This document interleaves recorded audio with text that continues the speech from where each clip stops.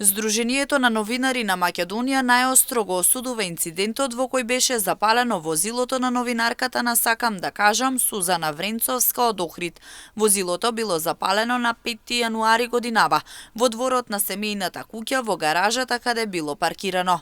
Според првични информации постои сомнеж дека станува збор за намерно предизвикан акт. Од Сдруженијето на новинари на Македонија го повикуваат Министерството за внатрешни работи да спроведе брза и темелна истрага за утврдување на сите детали и мотиви за овој тежок инцидент. Овој случај укажува на загрижувачки тренд на зголемени ризици со кои се соочуваат новинарите во земјава.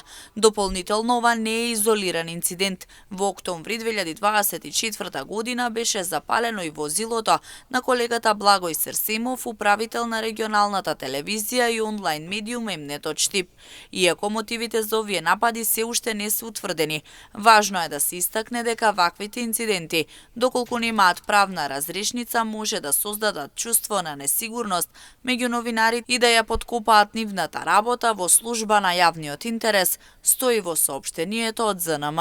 Оттаму ги повикуваат надлежните институции да преземат итни и конкретни мерки за целосно расветлување на двата случаи, а сторителите да бидат идентификувани и соодветно санкционирани.